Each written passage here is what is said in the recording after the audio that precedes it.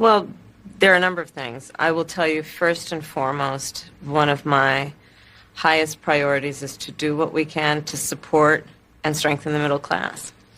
When I look at the aspirations, the goals, the ambitions of the American people, I think that people are ready for a new way forward, in a way that generations of Americans have been fueled by hope and by optimism. I think, sadly, in the last decade, we have had in the former president someone who has really been pushing an agenda and in an environment that is about diminishing the character and the strength of who we are as Americans, really dividing our nation, and I think people are ready to turn the page on that. So what would you do day one? Day one, it's going to be about, one, implementing my plan for what I call an opportunity economy.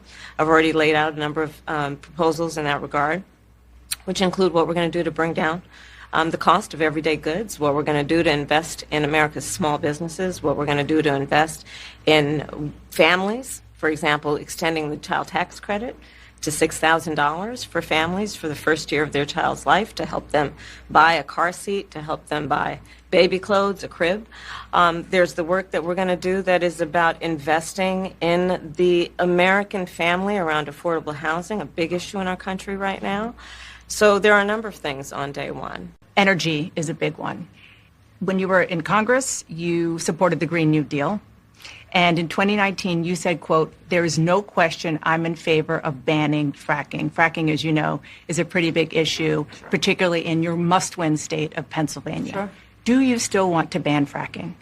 No, and I made that clear on the debate stage in 2020, that I would not ban fracking. As vice president, I did not ban fracking. As president, I will not ban fracking. In 2019, I believe, at a town hall, you said, you were asked, would you commit to implementing a federal ban on fracking on your first day in office? And you said, there's no question I'm in favor of banning fracking. So yes. So it changed in that campaign? In 2020, I made very clear where I stand. We are in 2024, and I've not changed that position, nor will I going forward. I kept my word, and I will keep my word. Our issue, big one, is immigration. Mm-hmm. As vice president, you were tasked with addressing the root causes of migration in southern countries and northern part of Central America. The northern part of Central America that deals with, that affects the southern border of the U.S. Mm-hmm. During the Biden-Harris administration, there were record numbers of illegal border crossings. Why did the Biden-Harris administration wait 3.5 years to implement sweeping asylum restrictions? Well, first of all, the root causes work that I did as vice president, that I was asked to do by the president, has actually resulted in a number of benefits, including historic investments by American businesses in that region.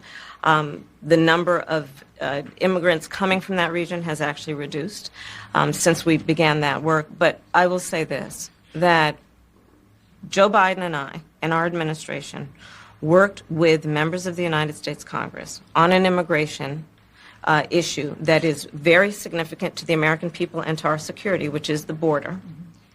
And through bipartisan work, including some of the most conservative members of the United States Congress, a bill was crafted, which we supported, which I support. And Donald Trump got word of this bill that would have contributed to securing our border, and because he believes that it would not have helped him politically, he told his folks in Congress, don't put it forward. He killed the bill. You said that you carried weapons in war, but you have never deployed actually in a war zone. A campaign official said that you misspoke. Did you? Well, first of all, I'm incredibly proud. I've done 24 years of wearing the uniform of this country. Equally proud of my service in a public school classroom, whether it's Congress or the governor. My record speaks for itself, but I think people are coming to get to know me. I speak like they do.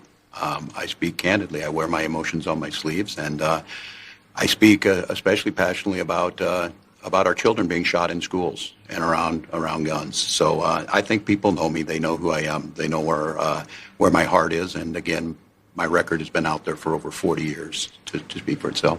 And the idea that you said that you were in war. Yeah. Did you misspeak, as the campaign has said? Yeah, I said we were talking about, in this case, this was after a school shooting, the ideas of carrying these weapons of war. And my wife, the English teacher, told me my grammar's not always correct. But again, if it's not this, it's an attack on my children for showing love for me, or it's an attack on my dog. I'm not going to do that. And the one thing I'll never do is I'll never demean another member's service in any way. I never have, and I never will. New way forward and turn the page on the last decade of what I believe has been contrary to where the spirit of our country really lies. But the last decade, of course, the last 3.5 years has been part of your administration. I'm talking about an era that started about a decade ago.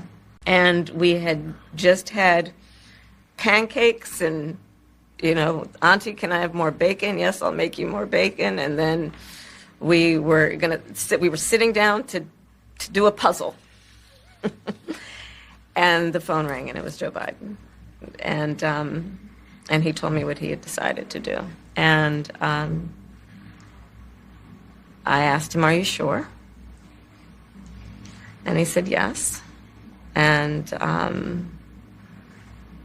that's how I learned about it. And what about the endorsement? Did you ask for it? And he was very clear that he was going to support me. So when he called to tell you, he said, "I'm pulling out of the race and I'm going to support you." Well, my first thought was not about me, to be honest with you. My first thought was about him, to be honest. I